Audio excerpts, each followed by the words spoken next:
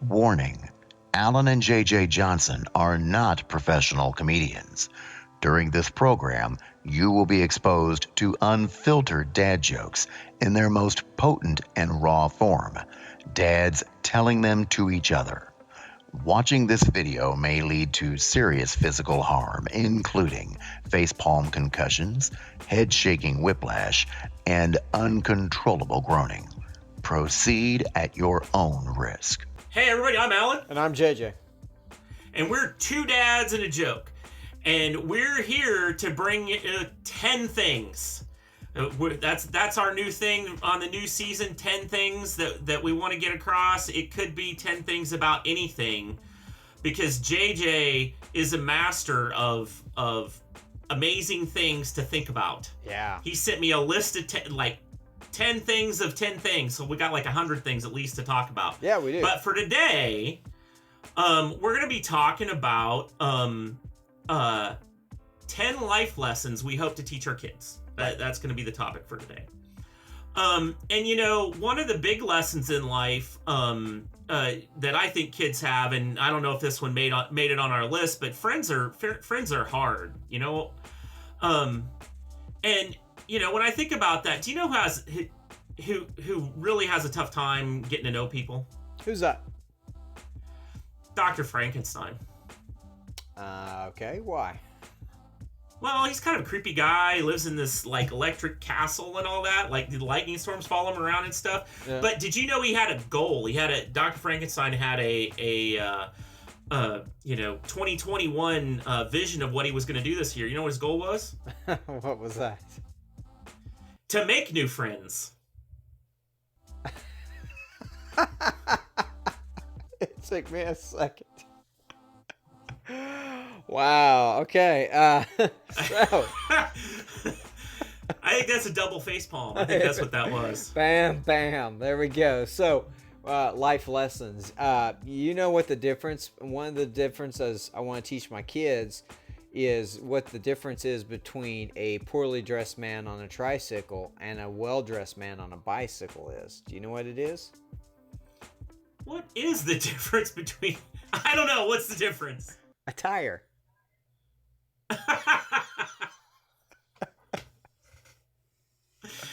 Very good. I like that one. I'll try. So, JJ, we got 10 life lessons that we hope to teach our kids. I know we did a little collaboration on this list to come up with it. You know, where would you like to start? Well, okay. I think number 10, just right off the bat, and these are no order of importance, but visibility without credibility is a liability. And I think that in our instant fame culture, that is extremely true. And I'm not talking about, I think there's a lot of people out there, and I see this. You and I are both authors. How many times have we seen somebody throw a course out there for writing, and then we've gone to try and look for, okay, who is this person? And they got nothing. It's just somebody who developed a course, thought they maybe picked a few things from here and there, but they really don't have much of a... I think there's this kind of idea that, you know, a resume isn't as important anymore. And I think that, you know, that's how I'm looking at it. You may necessarily have a different take on it, but I think sometimes we tend to look for the instant success, and sometimes instant success doesn't always breed long-term success, is the way I look at it. Yeah, so that was, I mean, this line is actually something from a mentor of mine when I first joined Microsoft. He kind of set it up like this. He said, you're going to get exposed to all kinds of very powerful people with big budgets and big things going on, and there's going to be a tendency for you to want to impress them, to really, you know, make a pop, because, wow, these are important people, and I'm not used to, you know, dealing with important people, and I really wasn't used to it, right? Like, that's not how I grew up. Yeah. And so his advice was, you know, build a solid reputation at the level you're at, doing what you're doing, and work your way up to it. And I think especially in the social media culture, to your point, there's this drive to get 1 million likes and 400,000 followers and all that sort of stuff. But that can all just vaporize in a cancel moment because of a misspoken word or a misinterpretation of what you're all about. Right? Because sometimes if you get a lot of fame, but that fame isn't about what you're all about, that fame disappears. Exactly. And so I think, for kids, it's really that there's a tendency to want to be the center of attention, to be caught up in things and be seen. And it's just helping them know, well, be seen because you're competent and effective. Yeah. Don't be seen because you say me, me, me. Right. Exactly. So, number 2, I think this is a very important one, and another one that sort of gets lost in our world of culture is it's good to be first. It's better to help the whole team win. And that's obviously a sports analogy, but I think it's true everywhere in life. Whether it's you're as a student ministry, whether you're in the workplace, in college, in all sorts of areas, you're going to come in places where you're going to have a drive to get promoted, you're going to have a drive to get to make more money, but at the end of the day, you want to be able to help as a team. Every time I've gotten a promotion at work, I hope that it hasn't been because of just me. I hope it's been because I've had a good team to work with, and I surrounded myself with the right team. This past week, we're recording this right after the massive snowstorm that hit Oklahoma and Texas and almost knocked the power grid out in Texas. I'm in Oklahoma City, so we got about almost 20 inches of snow up here, and we had rolling blackouts because of the situation happening down in Texas. So I had to shut the plant down for 3 days, which we have never done in the 50-year history of our company.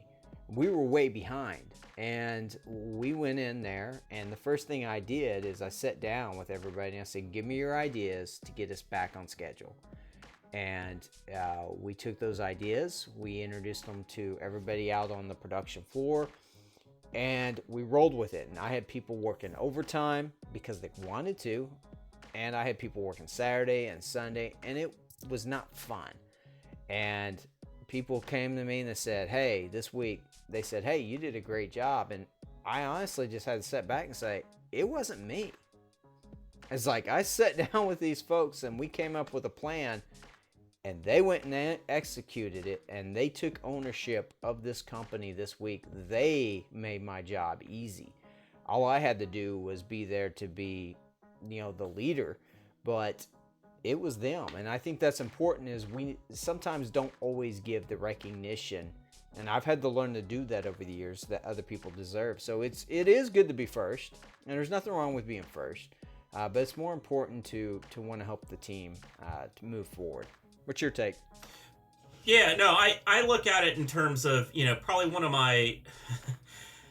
of my skills when I was younger was I could detassel really well.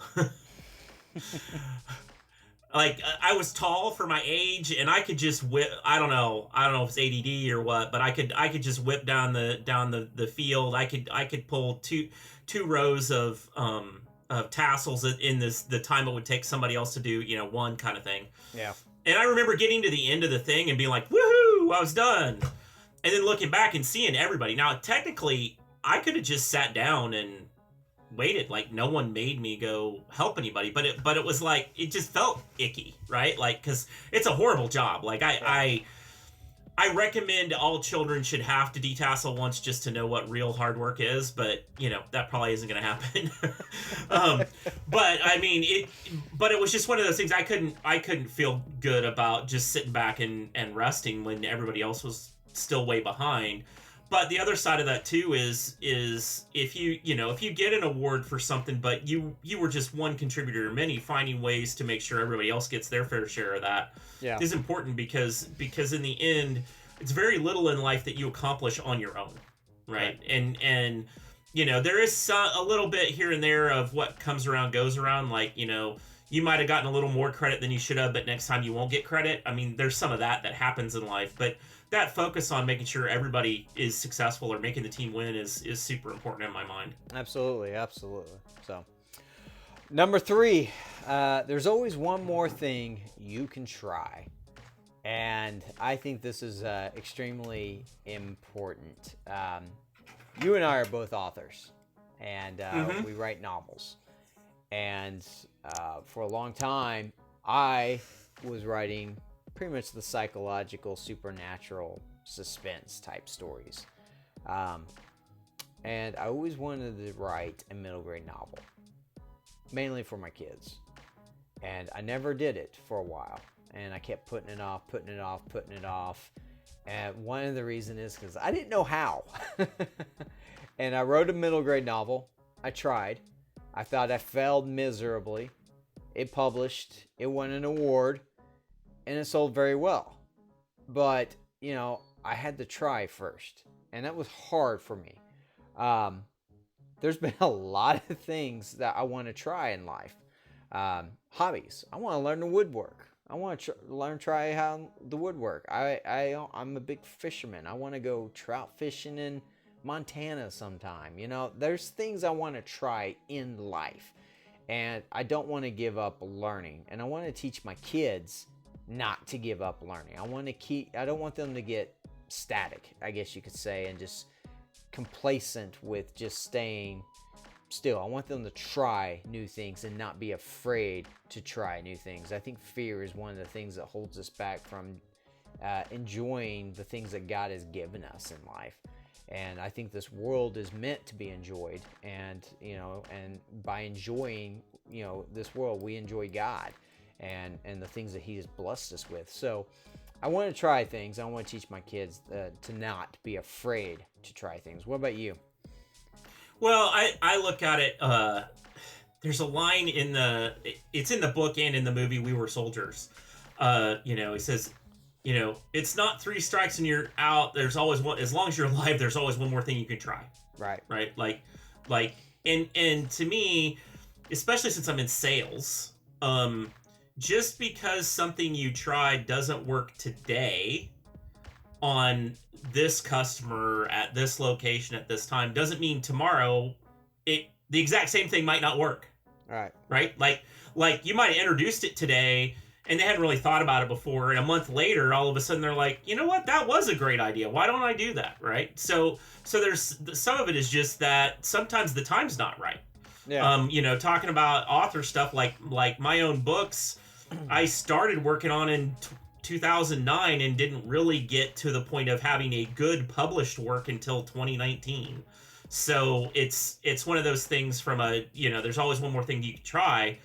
You do need to be able to step back and say, this just isn't working. It isn't working.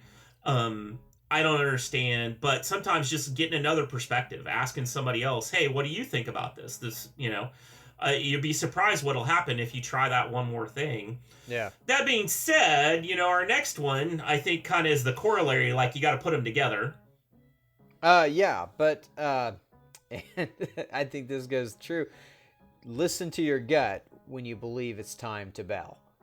And yeah, there have been too many times I've been doing something and I've just had this feeling. I just need to stop. It's not working. And you got to know when to bail out. One of my favorite movies is The Secret Life of Walter Mitty. And it's the story of a guy who's stuck in a job doing photographs, but he's afraid to step out and try things. He has a travel log journal that he's never used before. And there's a scene in the movie where he's just he's sitting there in this Iceland type tavern or whatever, and you can kind of see that it's just he's thinking about just staying put, and then suddenly he listens to his gut and he takes off, and the rest of the story is his adventure. And I think that's true the other way around. There's some times where we just need to stay put. And there's some times where we just need to realize the things we're trying to do might not necessarily work. Or, as you said, it might just not be the right time. I think sometimes we get ahead of God's timing many times, and we end up stuck in a rut. And, I've had that happen throughout my life. So, what do you think? I've been one to try things. I've tried all kinds of things. I don't know that we talked about this. Did you know I used to run an online role-playing game store? No, I did not know that. Yeah, if you go back to the Wayback Machine, you can look up brocksarmory.com. And I used to sell toy soldiers on the internet, like Warhammer stuff and various and sundry things. Awesome.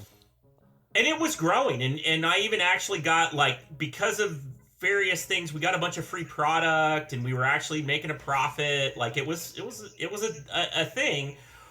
But, my wife was praying, and I was praying a little bit, and it's like, we need to get out of this. This isn't really working. And we listened to our gut and what kind of came to us, and lo and behold, right after we shut down, one of our major suppliers would no longer supply to our company in the U.S. Like, they were a foreign company that went, and the other one went out of business. Yeah. And so all of a sudden I went from, I would have had no new inventory. The business would have folded if I hadn't folded it in.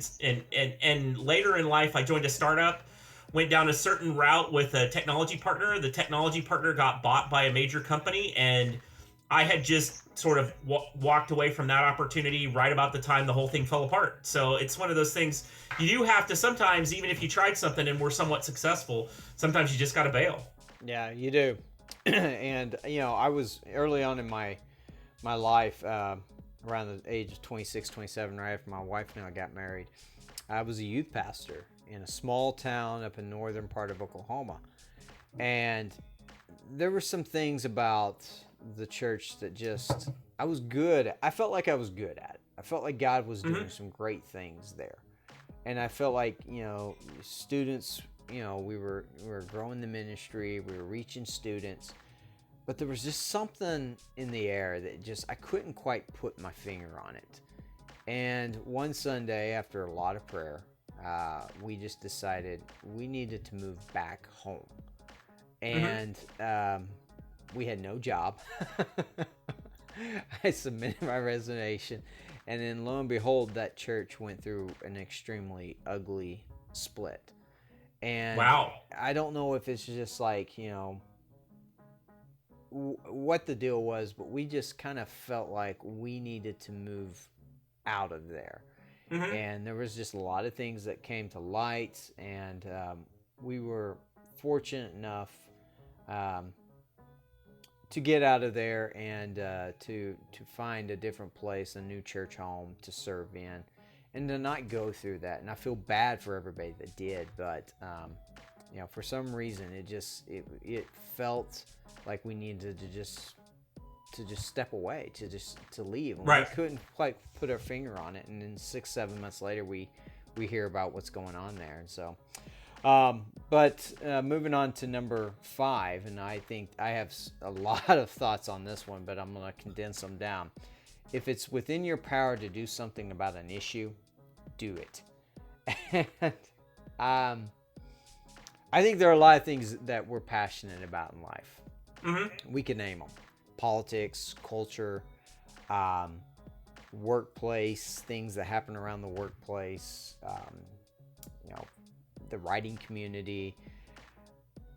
And there are issues sometimes that I want to say something and I don't. And sometimes it's because I think nobody's going to listen to me or care what I have to say, or B, I don't really have the power to change or influence anybody. And I think that sometimes it goes back to that idea of fear of we need to step up. I don't like bullies. I am one of those. And I don't like people within the church that try to bully other people. That drives me nuts. And I've seen a lot of individuals who are in positions of leadership who have tried to use their position in leadership within a church to bully others. And I don't like that. And I have a tendency to be very passionate about that. I don't like domestic violence. My mother was the victim of domestic violence with her previous husband, my stepfather, and I'm very passionate about that. My brother passed away almost 10 years ago from addiction, from a secret addiction to prescription drugs. So I'm very passionate about that, and I feel that I have a story there that I could speak about. Those are issues that I can talk about and make a difference and influence. And so I want to teach my kids, don't be afraid to speak up on an issue that's important to you, because you never know, it may be a minority of people, but you could really influence some people for the good. And that's the point, is we want to influence people for good things, not necessarily because of bad things, obviously. But I want my kids to be willing to speak up, especially when it comes to issues of their faith. So I think that's an important one. What are your thoughts? Well, when I think about it, it's the kind of thing of, if you've got the ability to do good for someone, and I'm not saying you can solve all problems. Like, it's very clear in the scriptures that Jesus didn't heal everybody. Right. He didn't solve all problems. He didn't eliminate all poverty. Like, he was very much in the world of saving souls and bringing people closer to God, but he wasn't about necessarily materially fixing everything that ever happened. Right. Like, the world continued on kind of the way it was. And so for me, I think the main thing is that sort of prayerful thought process of, is this something I personally can do something about? Correct. And if it is, I need to do something about it, right? Like, I need to step up and do something about it. And sometimes you can get a little overzealous. I ended up running for public office for a very, very short period of time, because I felt like it was something I could do something about. But going back to that kind of visibility, credibility thing, I really hadn't built up a base of support to do all the things I needed to do to be successful there, and I didn't have the time. Like, yes, these were issues that mattered to me, but that wasn't the way to do something about it. So there is a little bit of making sure that you're focused on, this is exactly how to do this and do it well. But at the same time, if it's in your power, you should do something. Yeah, absolutely. I agree. And so with that, we're going to take a quick break and have a message from our sponsors. Do your kids have wild imaginations? Monsters under the bed? Ghosts? The boogeyman? And everything in between? What if they came to you one day and said, "My plastic dinosaurs have come to life"? Well, that's exactly what happens to Iggy Reiser and his little brother Oz in the 2020 Realm Award-winning novel, Iggy and Oz and the Plastic Dinos of Doom. This fast-paced, fun novel is perfect for family reading or your elementary reader's free reading time. Buy Iggy and Oz and the Plastic Dinos of Doom by J.J. Johnson at Amazon.com in paperback, Kindle, and audiobook today. Are you looking to connect with your family around adventure everyone can enjoy? Lauren, Aiden, and Ethan's not-so-fabulous quest to make breakfast quickly turns into a battle against the forces of darkness in Light of Mine, Book 1 of the Towers of Light series. This fantasy story delves deep into concepts of the Christian faith while providing action and suspense the whole family can enjoy. Buy Light of Mine at towersoflight.net today and use code 2DADS at checkout to receive 10% off your purchase. So, JJ, we've been talking about important things in the world and, how to just not, how to get along and not be perceived as a weasel. Yeah. Right? Like how to be seen as a productive, good person in society. But, I heard the other day about this weasel that walked into a bar. And, the bartender was shocked that there was a weasel in his bar. He says, "Wow, I've never served a weasel before. What can I get for you?" Okay. What do you think how the weasel answered? How did he answer? "Pop, goes the weasel. What the heck? Sorry, I don't know where that one came from. It's totally not like anything hey, else I got a we've done. great one for you. I want to see if you get it, all right? All What right. do Alexander the Great and Winnie the Pooh have in common? What do Alexander the Great and Winnie the Pooh have in common? They have the same middle name.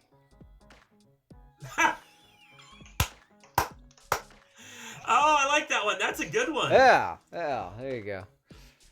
That's way better than mine.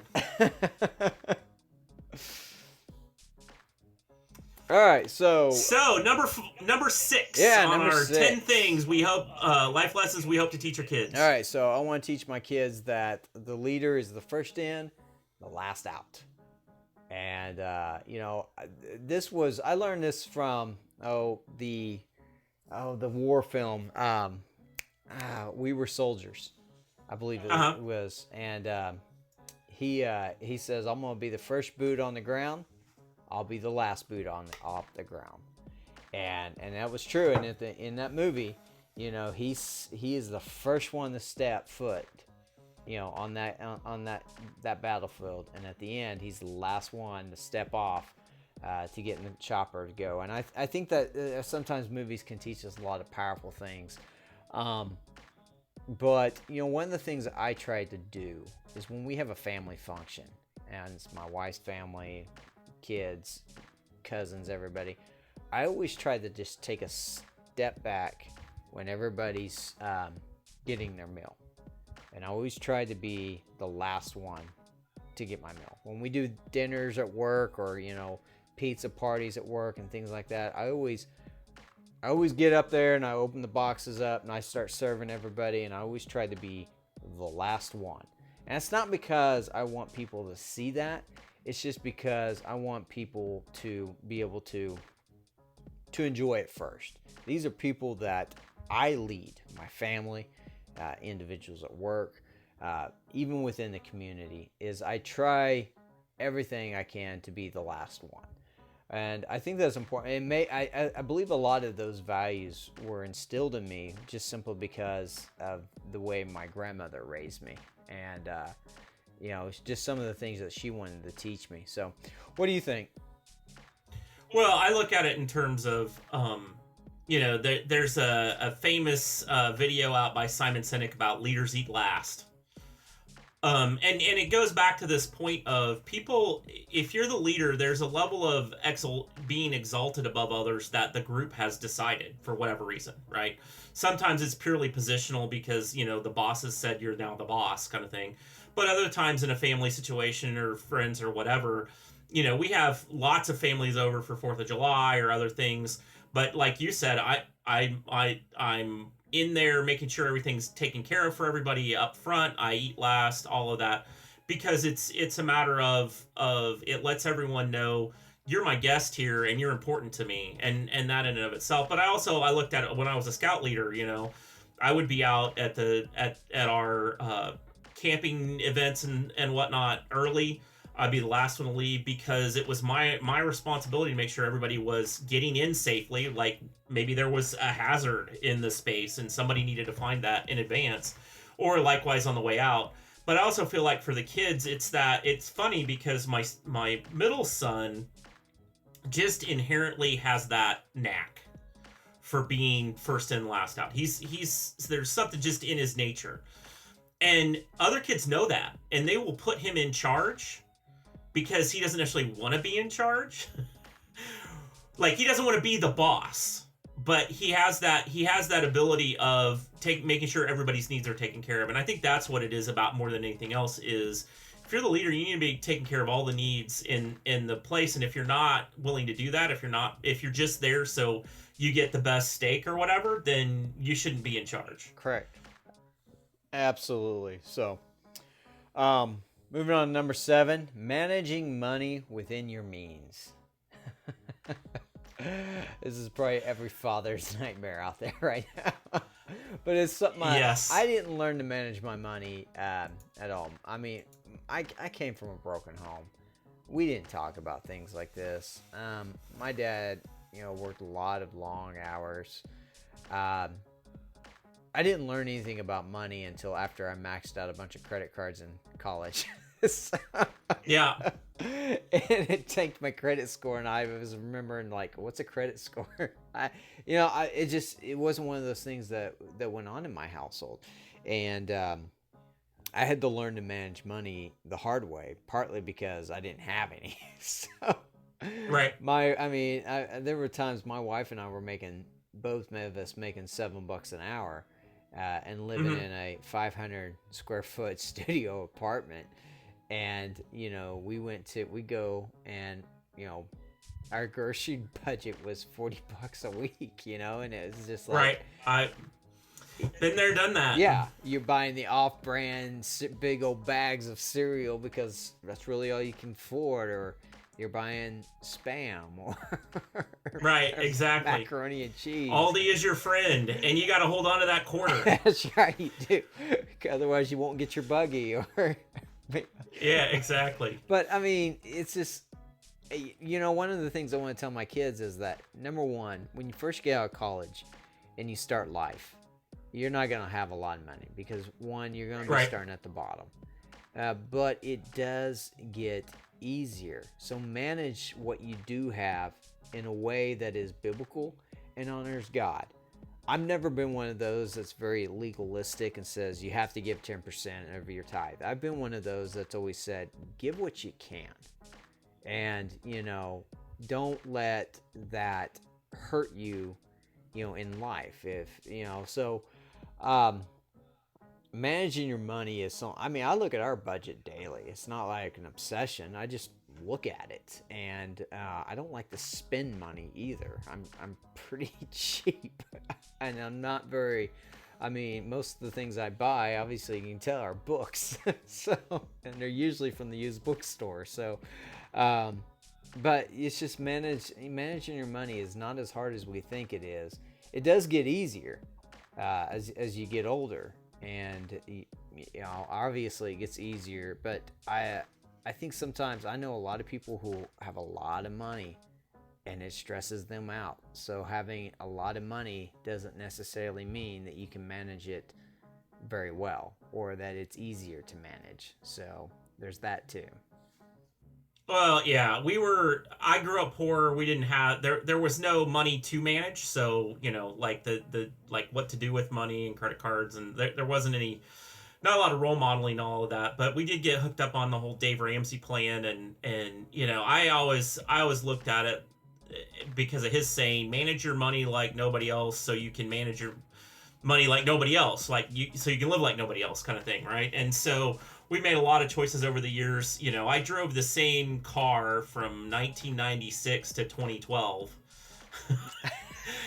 And the only reason I got a new car in 2012 was because my wife told me I could no longer repair it, right? She was like, you can afford a car, kind of thing. And because it was bad. The AC didn't work. It was just bad. It needed to go. But the point being that was a big part of that was we were going to manage our money very strictly. That being said, I'm super spendy, so I'm not allowed to have money because I'll just spend it.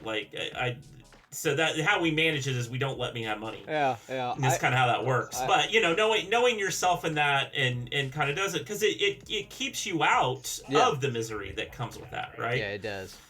And that kind of brings up the next one is see other people's misery and lighten their load if you can.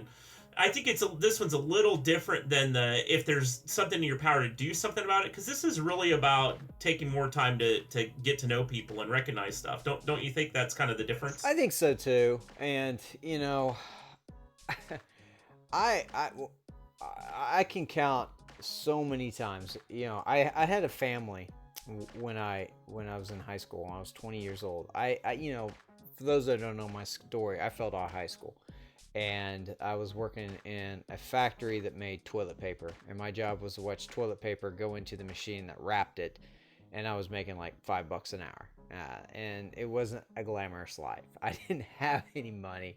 I was living in a rundown, trailer that, I had this, in the bathroom, I had to stand in a certain spot or I was going to fall through the floor. That's how bad this one trailer was. Snakes coming up to the toilet. It was, I lived, and I had a family. I had a shower like that at one point, so I totally know what you're talking about. Yeah. And so I had this family kind of take me under their wing. And, you know, because everybody kept asking me, hey, when are you starting to college? And I'd be like, oh, I'm taking a year off. I'm taking a year off. Oh, I'm going to take 2 years off. And it's because I didn't have a diploma and I was ashamed of it.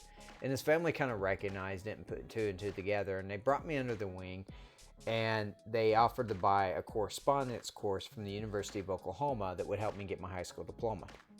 I didn't want to let them do it. It was a pride thing. I'll figure it out on my own. That's what I kept telling them. And they said, you know what? You need to stop robbing people of the opportunity of trying to bless you.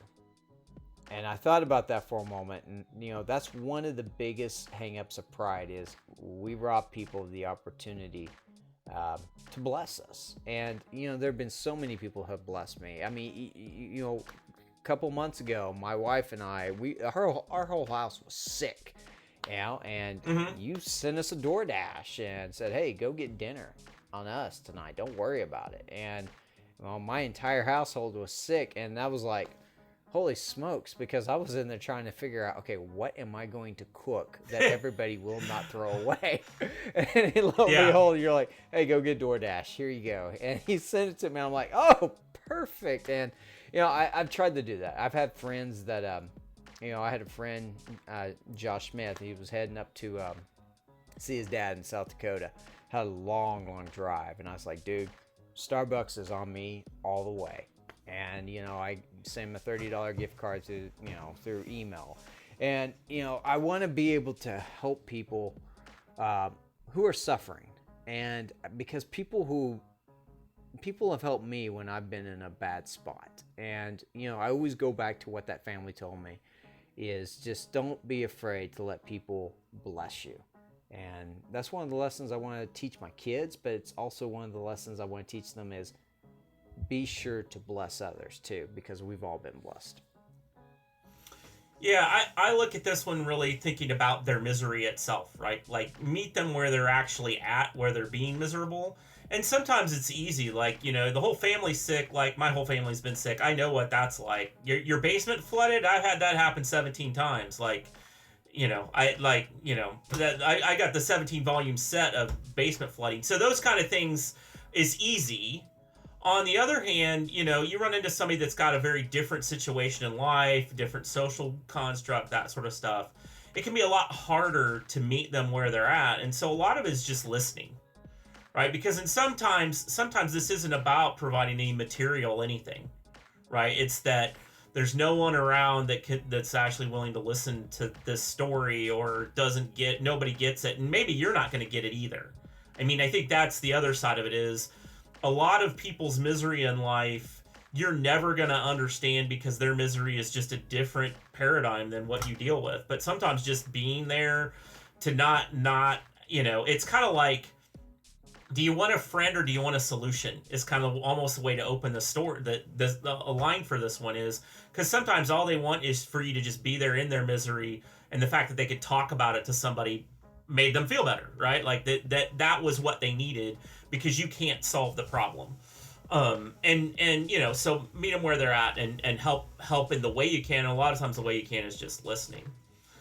So the next one on the list, you know, kind of comes out of my thoughts around, you know, helping people in a broader sense. I mean, what do you think about connecting with your representatives?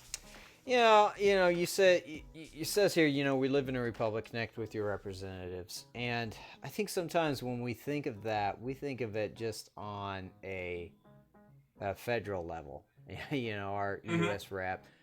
I am a big believer in local government. And, you know, I live in Edmond, Oklahoma, which is a town of about 95,000 people. Really strong, fast-growing, you know, community. And, you know, connecting with your city councilmen, your police officers, individuals within, you know, Parks and Rec even. I believe that we need to find a way to connect with those who are in office, especially our school board. I've tried to connect with the people on our school board, especially as a writer for middle grade. I've tried to connect with them, just say, hey, what can I do, to help teachers out? Can I donate books, things like that. And then also, your state representatives, local state representatives and state senators. But to me, it's just like, sometimes we need to learn to put politics aside and our issues aside and just learn to talk to one another. Even if it's an issue that we disagree with. I'm not a big firm believer in sending an angry email to my city councilman if I'm upset about something. I am a firm believer of reaching out to them and saying, hey, can we discuss this via email and my concerns, and approaching it from that perspective instead of just saying, I can't believe you all did all this, because they do get a lot. And so I want to be able to, I think when you make that connection, you're able to help influence society and culture a little bit better than just saying, because I think sometimes when people get an angry email, and this is true for elders in churches and things like that, just as much, there's that defense that just kind of goes up and they just say, I don't want to connect with you. And I think that when we approach people with a way of saying, and so I think it's important, and I want my kids to get involved and to talk about things like that. What do you think? Well, I just feel like first of all, it's never been easier to do so. Like, if you care about something, and like, email's easy. A lot of times if you're in, political things, there are websites out there on the topics that you care about that will send you an email saying, hey, contact your rep, and you click a button and it sends them stuff, right? Yeah, right. That's there. But I also feel like it's important to me is, even if you've got prepared content, or maybe you prepared some formal content, to really make it personal. Right. There was an issue recently where I had some pretty strong feelings about what was right and what our state should be doing. And so I took the time to just write up, as a citizen, this is my perspective on how, when the legislature takes action like this, here are all the unintended consequences, and are you sure that's what you want, right? And it wasn't necessarily so much about, you're bad for wanting this or anything like that. It was literally, as a citizen, when you guys do this kind of thing, here are the unintended consequences, because I've seen this done in other states or other places, and that kind of thing. And just being very real about it as an individual, saying, I'm somebody that you represent, and if you are my representative, this is how I see the issue. And I think because we fail to do that, we get so busy at work and other things, just those letters. Like, I really feel like a physical letter is probably the best way, because they're so few and far between these days to actually get something read, right? Yeah. It's maybe probably the best way to do it. I don't know. But I also feel like then there's also more opportunity for them to possibly write a letter back. I don't know. But just to me, to your point, all the way up and down, because quite frankly, that city council person that you interact with today could be your state rep tomorrow, could be your national rep later, right? Right, absolutely. So, number 10, let's close this out with this one. Social media is not your friends in your living room. It's a crowded bar full of drunk people looking for a fight. And I think we need to say, we're not saying that everything about social media is bad, or people are just ugly all the time on social media, but I think that we have a tendency to argue. I like to say we're arguing with idiots. And because sometimes it's just like we're arguing with pixels on a screen, and most of the time we don't even know who those people are. Our city council just extended our mask mandate. Everybody has mixed feelings on that.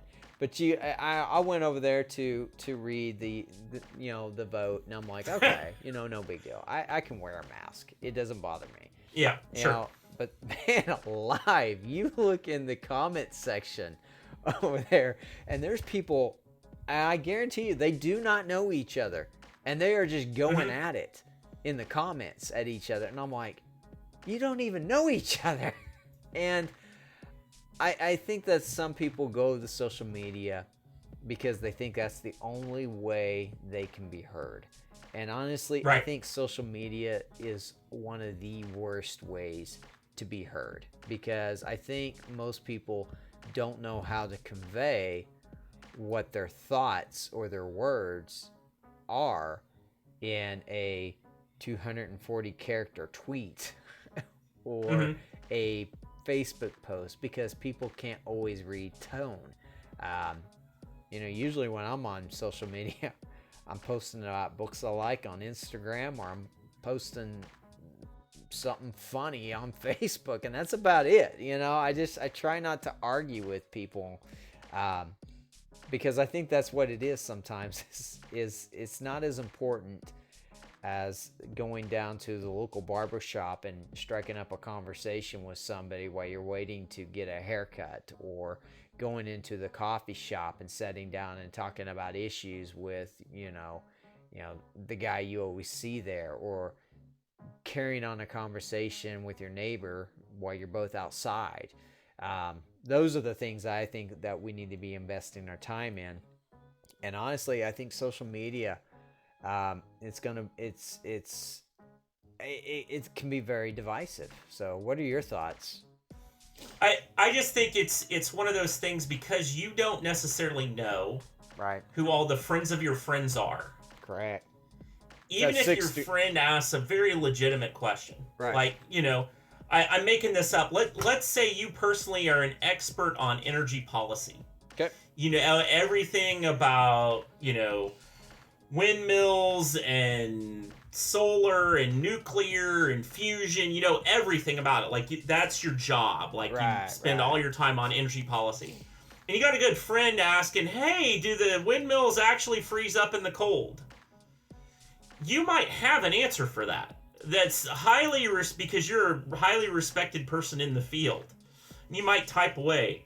It doesn't mean that there are 27 trolls looking for that post to go, well, what about this? Or just flame you out because you're in the middle of this sort of bar that is the internet of people looking for a fight. So to me, I think that the main thing is, if I get the smell that a post will be controversial, that's in a public space, I message people answers directly, because it avoids misinterpretation. Correct. Because maybe you are that bad guy right then. Like, you're having a bad day, it's the end of the day, you're really tired, and you should be stepping away from the keyboard.